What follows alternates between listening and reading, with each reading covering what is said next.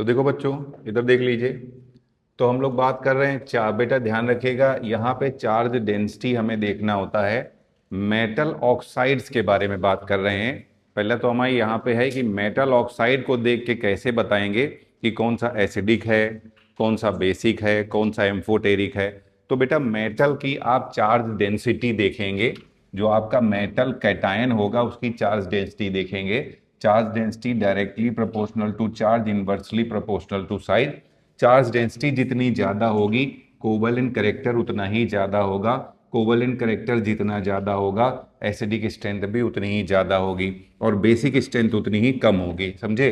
तो अब ध्यान रखिएगा बेटा कि अगर मेटल की ऑक्सीडेशन नंबर +1, +2, +3 है तो उसके ऑक्साइड का नेचर आ जाएगा बेसिक। मगर इसमें एक्सेप्शन है क्रोमियम। याद रखेंगे, क्रोमियम +3 पर ही एम्फोटेरिक हो जाएगा।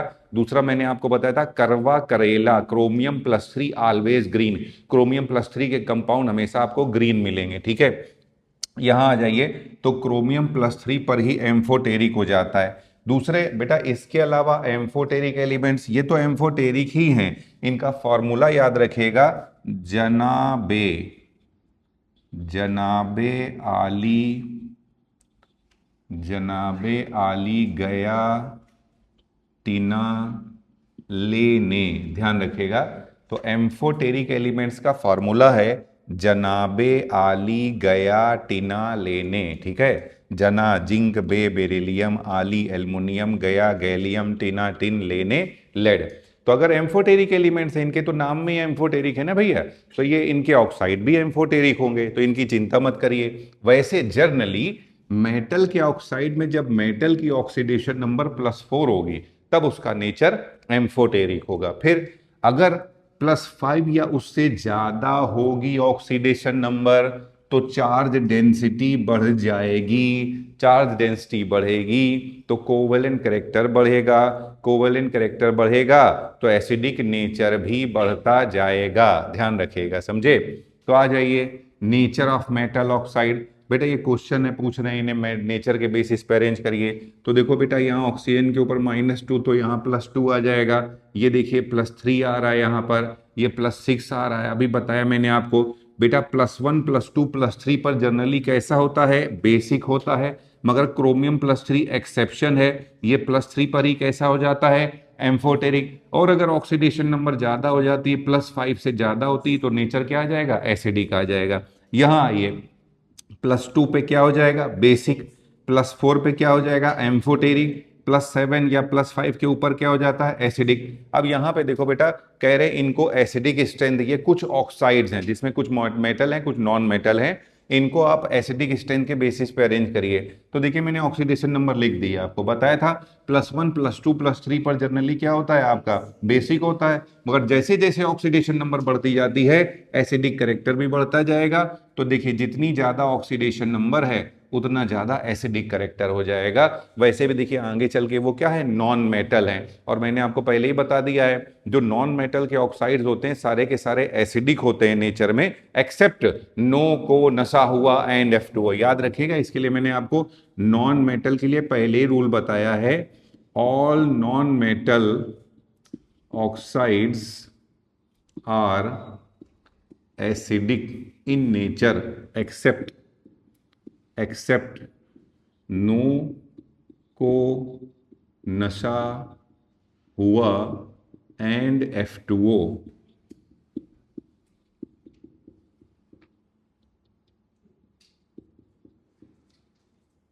हुआ, ये लीजिए, समझे? ये जो होते हैं पांचों के पांचों, ये न्यूट्रल ऑक्साइड्स होते हैं। ठीक है।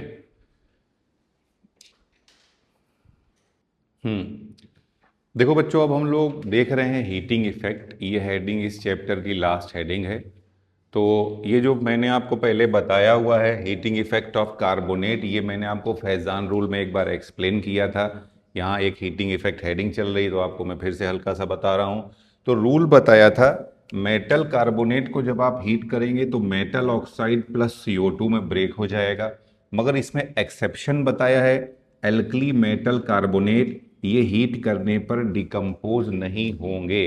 रीजन मैंने आपको बता दिया था बेटा, एल्कली मेटल कार्बोनेट में चार्ज डेंसिटी काफ़ी कम होती है, तो ये एनायन को ब्रेक नहीं कर पाएंगे। ठीक है, ये मैंने आपको फैजान रूल में पहले भी बताया है। मगर उसमें से भी लिथियम, बेटा लिथियम अपने ग्रुप में सबसे छोटा होता है, साइज कम होने के कारण इसकी चार्ज डेंसिटी सबसे ज़्यादा होती है, इसीलिए लिथियम कार्बोनेट हीट करने पे डिसोसिएट हो जाएगा लिथियम ऑक्साइड प्लस CO2 में। अब ये जर्नल है कैल्शियम कार्बोनेट, बेटा हीट करोगे तो मेटल ऑक्साइड प्लस CO2 आएगा। अभी मैंने आपको बताया था अगर मेटल की ऑक्सीडेशन नंबर +1 +2 +3 तक होती है तो जनरली मेटल का क्या होगा, ऑक्साइड का नेचर बेसिक होगा, मगर एक्सेप्ट था क्रोमियम +3, क्रोमियम +3 पर ही एम्फोटेरिक हो जाएगा। और एम्फोटेरिक एलिमेंट्स का मैंने आपको फार्मूला बता दिया है, जनाबे आली गया टीना लेने, ये एम्फोटेरिक एलिमेंट्स है, इनके ऑक्साइड भी कैसे हो जाएंगे, एम्फोटेरिक हो जाएंगे। ठीक है, नीचे आ जाइए, जिंक कार्बोनेट, ये बनाएगा zinc oxide plus CO2। Zinc oxide का दूसरा नाम फिलोसफर्स वूल भी होता है। ये हॉट कंडीशन में है तो येलो दिखाई देगा, कोल्ड कंडीशन में व्हाइट दिखाई देगा। अब ये देखो, ये अगर आ जाए तो आप घबराइएगा मत, जैसे इन्होंने ये लिख दिया बेसिक कॉपर कार्बोनेट का हीटिंग इफेक्ट बताइए, तो बच्चा सोचेगा हमें तो कार्बोनेट का बताया था, बेसिक कार्बोनेट का थोड़ी ना बताया था। या ऐसे आ गया मैलेकाइट का, बेटा कई बार तो इनके सिर्फ नाम ही पूछ के छोड़ देते हैं। देखिए ये डी ब्लॉक में आ जाएगा, ये कॉपर है, डी ब्लॉक एलिमेंट में आ जाएगा, समझे, तो ये डी ब्लॉक का है। तो ये मैलेकाइट नाम है पहले तो समझिए, कलर हो जाएगा इसका ग्रीन। तो आपको करना कुछ नहीं है, आपको ना कॉपर कार्बोनेट का ही हीटिंग इफेक्ट लिखना है, क्योंकि बचा हुआ तो हाइड्रोक्साइड है, वो तो वाटर बन के निकल जाएगा, समझे। तो यहां पर सीधे कॉपर कार्बोनेट मान के इसको हीट कर दीजिएगा, आंसर आ जाएगा बेटा। तो मैं जब भी आप हीट करेंगे मेटल के कार्बोनेट को तो आंसर क्या होता था, मेटल ऑक्साइड प्लस CO2। बेटा ध्यान रखिएगा, वाटर कोई प्रोडक्ट नहीं होता है, वाटर मैं केवल रिएक्शन को बैलेंस करने के लिए बना रहा हूं। आपको ज्यादातर वहां ना ऑप्शन में मिलेगा भी नहीं वाटर, तो वाटर की चिंता मत करिएगा। अगर आपको रेडॉक्स रिएक्शन नहीं कर रहे हैं, रेडॉक्स रिएक्शन करा रहे हैं जहां आपको बैलेंसिंग की जरूरत है, तो आप वाटर की चिंता करिए, वरना वाटर वाले पार्ट की चिंता मत करिए, सीधे प्रोडक्ट पे ध्यान दीजिए। आइए, लेड कार्बोनेट, सिंपल रूल लगेगा, लेड ऑक्साइड प्लस CO2 बनेगा, रेड कलर आता है बेटा, इसी का नाम लिथार्ज भी होता है। ये बेसिक लेड कार्बोनेट है, इसका नाम हो जाएगा, कभी जैसे बेसिक कॉपर कार्बोनेट था तो कॉपर कार्बोनेट में कॉपर हाइड्रोक्साइड डॉट लगा के जोड़ दिया, बेसिक लेड कार्बोनेट है तो लेड कार्बोनेट में लेड हाइड्रोक्साइड डॉट लगा करके जोड़ दिया, समझे। तो यहाँ पे सेम रूल वही लगेगा, मेटल ऑक्साइड प्लस CO2 मिलेगा। वाटर को भूल जाइए, उसको अभी आपको याद करने की जरूरत नहीं है अगर आप नीट के लिए तैयारी कर रहे हैं, समझिए। तो बोल रहे हैं, तो अगर मैंने आपको बताया था बेटा ये नोबल मेटल हैं, सिल्वर, गोल्ड, प्लेटिनम, मरकरी भी नोबल मेटल नहीं है, बट इसकी भी ऑक्सीजन के लिए एफिनिटी बहुत कम होती है, इसलिए इनके ऑक्साइड्स अनस्टेबल होते हैं। तो यहाँ पे मेटल ऑक्साइड आंसर नहीं आएगा, यहाँ पे मेटल मिलेगा और ये हाफ O2 में एक्चुअली में होता है, पहले Ag2O होगा, बट ये टूट जाएगा, टूट करके Ag और O2 अलग अलग हो जाएगा। तो फाइनल आंसर में Ag2O नहीं लिखेंगे, आप मेटल अलग लिखेंगे, ऑक्सीजन अलग लिखेंगे। सिमिलरली मर्क्यूरिक कार्बोनेट, इसको भी हीट करोगे तो मरकरी अलग आएगा, ऑक्सीजन अलग, CO2 अलग। बाइकार्बोनेट में कोई एक्सेप्शन नहीं है, बाइकार्बोनेट में सिंपल रूल लगाना है, सभी में यही रूल लगाना है कि इसको जब हीट करोगे तो आंसर आ जाएगा metal carbonate plus CO2 plus water. अब ये देखिए heating effect of ammonium salt, तो इसमें दो चीजों का ध्यान रखना है कि जो एनायन है वो आपका स्ट्रॉन्ग ऑक्सीडाइजिंग एजेंट है या वीक ऑक्सीडाइजिंग एजेंट है। अगर सुनिए, अगर एनायन स्ट्रॉन्ग ऑक्सीडाइजिंग एजेंट है तो याद रखिएगा एक प्रोडक्ट N2 जरूर मिलेगा, उसमें भी एक्सेप्शन है, अमोनियम नाइट्रेट, यहां पे भी एनायन स्ट्रॉन्ग ऑक्सीडाइजिंग एजेंट है, मगर यहां N2 ना आकर के N2O आंसर आएगा। फिर से मैं बता रहा हूं, यहां पे जब अमोनियम के सॉल्ट मिलेंगे तो यहां ये रूल याद रखिएगा कि एनायन आपका स्ट्रॉन्ग ऑक्सीडाइजिंग एजेंट है या वीक ऑक्सीडाइजिंग एजेंट है। अभी मैं बताऊंगा वीक ऑक्सीडाइजिंग एजेंट होगा तो क्या मिलेगा। अगर स्ट्रॉन्ग अगर एनायन, ये SOA मतलब है स्ट्रॉन्ग ऑक्सीडाइजिंग एजेंट, तो एक प्रोडक्ट N2 जरूर आएगा, ये याद रखेगा। अब देखो आगे मैं एक एक एक्सप्लेन कर रहा हूं। देखो बेटा ये ऑक्सीडाइजिंग एजेंट है तो खुद रिड्यूस हो जाएगा, तो देखिए +6 से +3 में कन्वर्ट हो जाएगा, और बताया था बेटा क्रोमियम +3 करवा करेला ऑलवेज क्या हो जाएगा, ग्रीन। वाटर को भूल जाइए आप, नीट के लिए वाटर मत याद रखिए, आपको दो ही मिलेंगे यहाँ, N2 + Cr2O3। कलर, इसका कलर कैसा था, ऑरेंज, और यहाँ कलर कैसा आ जाएगा, ग्रीन। ये देखो कितना आसान है, ध्यान से देखो क्या बताया था, एक प्रोडक्ट नाइट्रोजन, सोचो सोचो अगर ये नाइट्रोजन निकल जाए तो बचा क्या, बताओ क्या बचा, वाटर। वाटर, वाटर भी भाप बना के उड़ जाएगा, नाइट्रोजन तो गैस है, उड़ जाएगी। आप हीट कर रहे हो ना, तो वाटर, कोई वाटर नहीं मिलेगा, वो भाप है, उड़ जाएगा। तो इसको हीट करने पे कोई रेजिड्यू नहीं मिलेगा। तो क्या मैं लिख सकता हूं, ऐसे क्वेश्चन आ जाए कि किस सॉल्ट को हीट करने पे कोई रेजिड्यू नहीं मिलेगा, तो इस सॉल्ट को हीट करने पर कोई रेजिड्यू नहीं मिलेगा।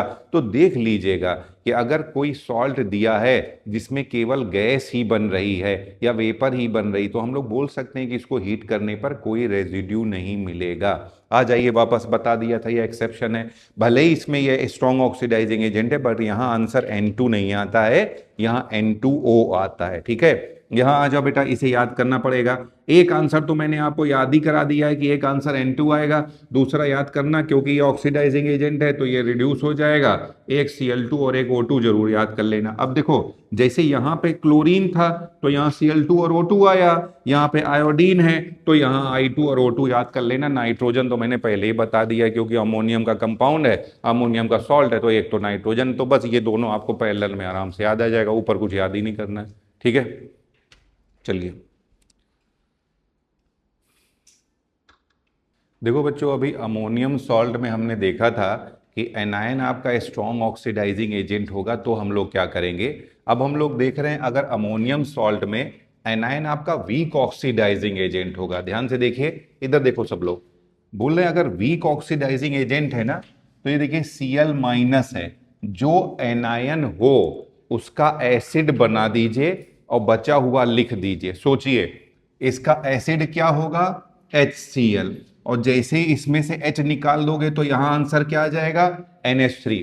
तो देखो NH3 भी एक गैस है और HCl भी एक गैस है, तो टोटली यहां पे गैस मिल रहा है, तो हम लोग बोल सकते हैं leaves no residue on heating, heat करने पर कोई रेजिड्यू नहीं मिलेगा। ऐसे भी क्वेश्चन आ सकता है। यहां आ जाओ, देखो बच्चों इधर आ जाओ, अमोनियम सल्फाइड, बेटा एक चीज समझ लो, कब हम लोग लगाते हैं आइड, समझिए आइड, डा, डा से डलिया, डा से डलिया, तो जब किसी एलिमेंट के ऊपर, डलिया कहाँ रख दी जाती है, ऊपर उठा के रख लेते हैं ना सर पे, तो जब एलिमेंट के ऊपर डलिया, ये डलिया है माइनस चार्ज, ध्यान रखिएगा, तो जब किसी एलिमेंट के सर पे लगा दोगे डलिया, डलिया मतलब माइनस चार्ज, तो उसके नाम के अंत में आता है आइड, क्या आएगा, आइड। देखो बेटे आई माइनस तो आप क्या पढ़ते हो, आयोडाइड, Cl- तो क्या पढ़ते हो, क्लोराइड।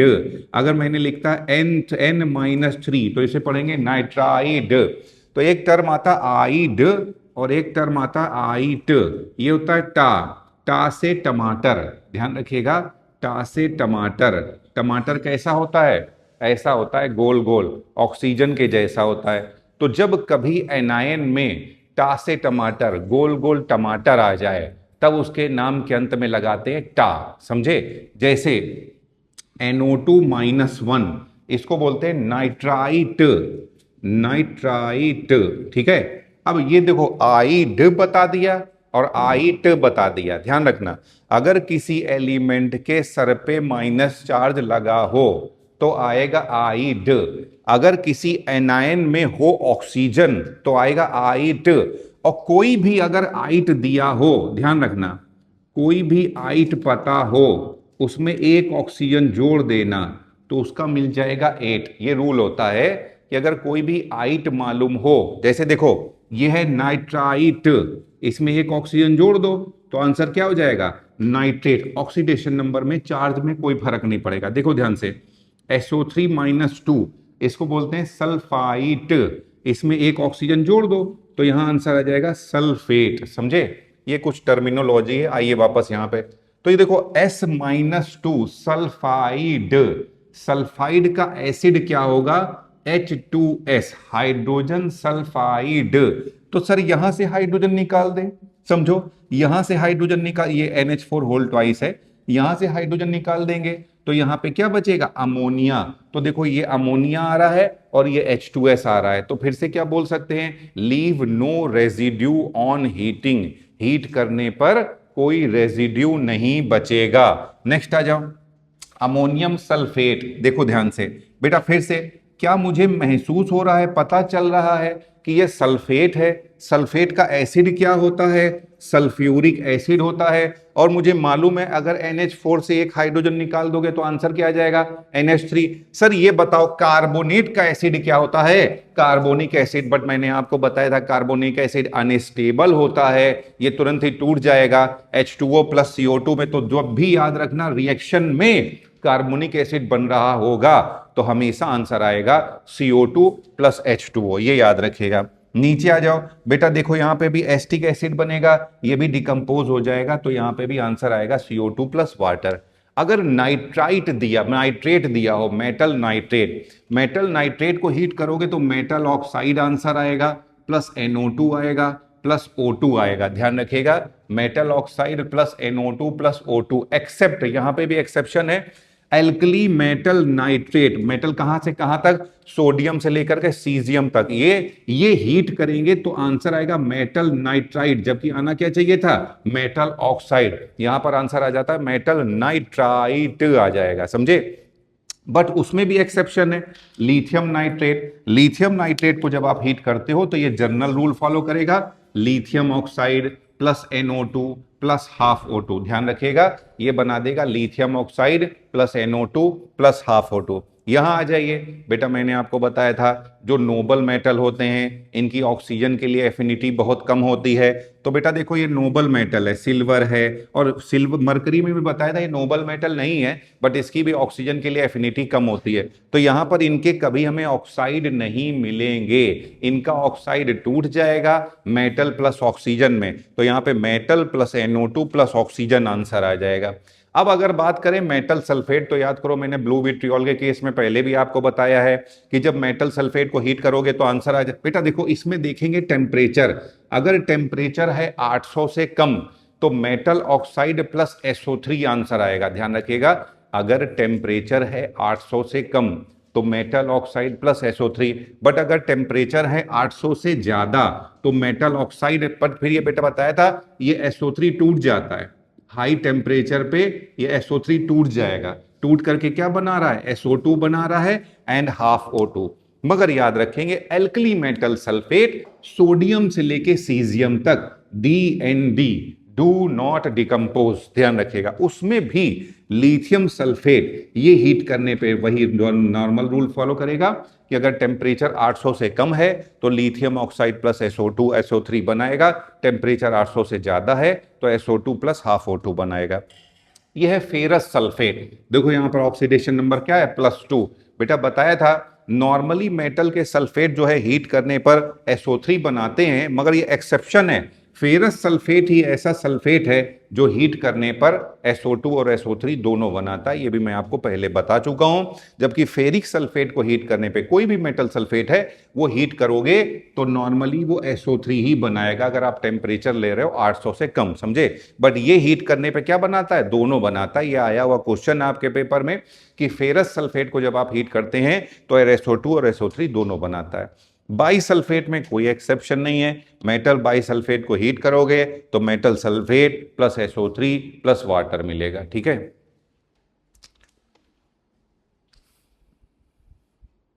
देखो बच्चों इधर देख लीजिए, फॉस्फेट सॉल्ट। फॉस्फेट सॉल्ट में पहला तो यही क्वेश्चन पूछ लिया जाता है कि क्या होता है 1 डिग्री फॉस्फेट सॉल्ट, क्या होता है 2 डिग्री फॉस्फेट सॉल्ट, और क्या होता है 3 डिग्री फॉस्फेट सॉल्ट। तो बेटा देखो ये होता है फॉस्फोरिक एसिड, समझिए ये होता है फॉस्फोरिक एसिड, या इसी को ऑर्थोफॉस्फोरिक एसिड भी आप बोल सकते हैं। ऑर्थो मेटा पाइरो मैंने पहले आपको सिखा दिया है कैसे हम लोग सॉल्व करते हैं। आइए, तो यह है फॉस्फोरिक एसिड। अगर इसमें से एक हाइड्रोजन हटा करके एक कैटायन लगा दोगे, एक मेटल लगा दोगे, तो इसको बोलते हैं 1 डिग्री फॉस्फेट सॉल्ट, ठीक है। 1 डिग्री फॉस्फेट सॉल्ट को जब आप हीट करोगे तो सीधे इसमें से वाटर सब्सट्रैक्ट कर दीजिए। ये देखिए वाटर सब्सट्रैक्ट करो तो तुरंत देखो यहां से वाटर हट जाएगा, यहां आंसर क्या आ जाएगा NaPO3 मेटाफॉस्फेट, सोडियम मेटाफॉस्फेट बन रहा है ये, ध्यान रखिएगा। तो अगर 1 डिग्री फॉस्फेट सॉल्ट को दिया जाए तो उससे वाटर सब्सट्रैक्ट कर देंगे, यहां आंसर आ जाएगा मेटाफॉस्फेट। अगर अगर 2 डिग्री फॉस्फेट सॉल्ट, बेटा 2 डिग्री फॉस्फेट क्या होता है, अगर 2 हाइड्रोजन की जगह मेटल कैटायन लगा दें तो 2 डिग्री फॉस्फेट सॉल्ट होगा। 3 डिग्री फॉस्फेट सॉल्ट क्या होगा, अगर तीनों हाइड्रोजन हटा दें उसकी जगह मेटल कैटायन लगा दें तो ये 3 डिग्री फॉस्फेट सॉल्ट होगा। तो बेटा देखो मैंने आपको पहले बताया हुआ है, ये देखिए ये है फॉस्फोरिक एसिड, इसमें 2 का मल्टीप्लाई कर दीजिए तो ये आ जाएगा H6P2O8, इसमें से वाटर सब्सट्रैक्ट कर दीजिए तो ये आ जाएगा H4P2O7, इसको कहते हैं पायरोफॉस्फोरिक एसिड। क्या कहते हैं हम लोग, पायरोफॉस्फोरिक एसिड। तो ये जो पायरो, अब बोले सेकेंड 2 डिग्री फॉस्फेट सॉल्ट को हीट करने पे आंसर आता है पायरोफॉस्फेट।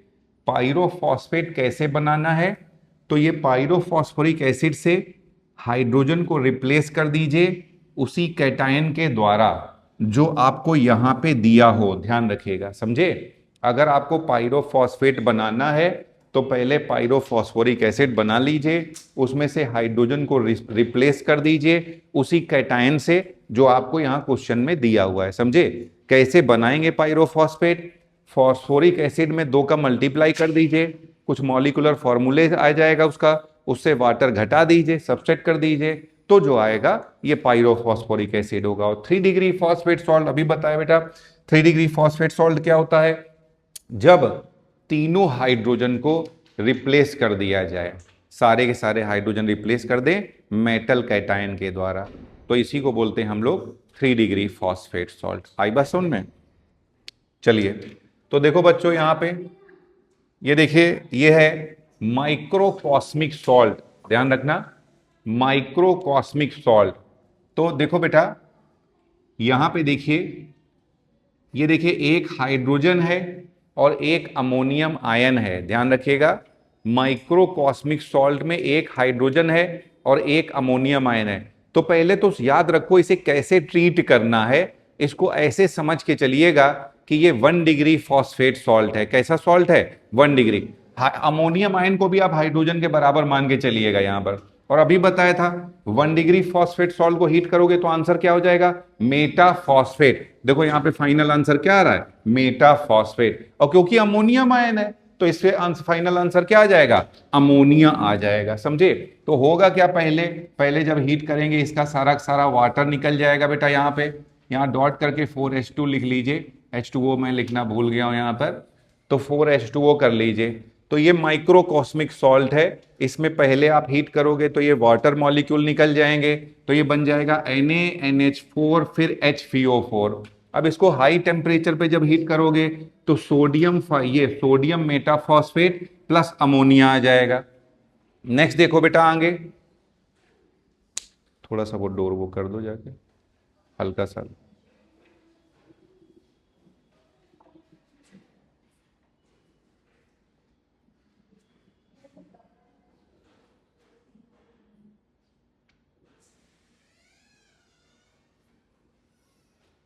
चलो ठीक है, बैठो बैठो बेटा बैठो।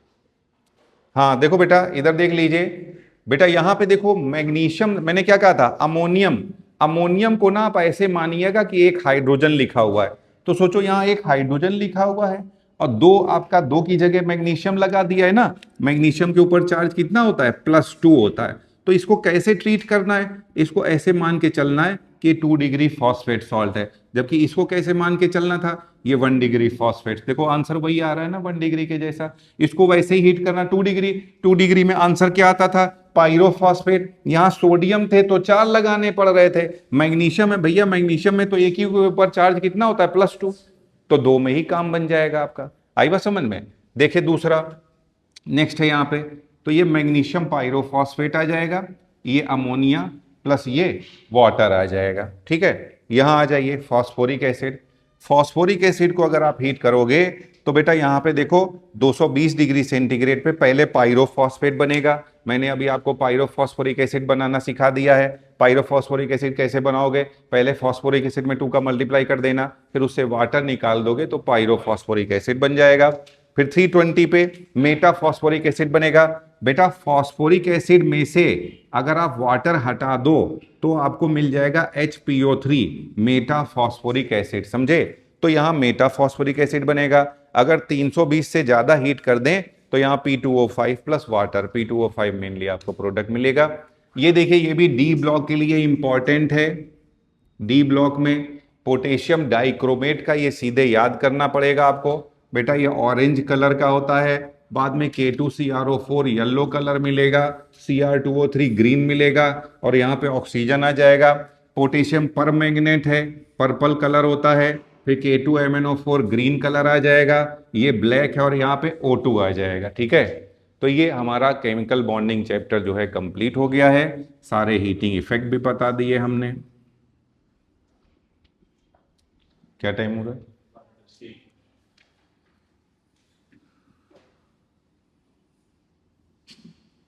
चलिए ठीक है।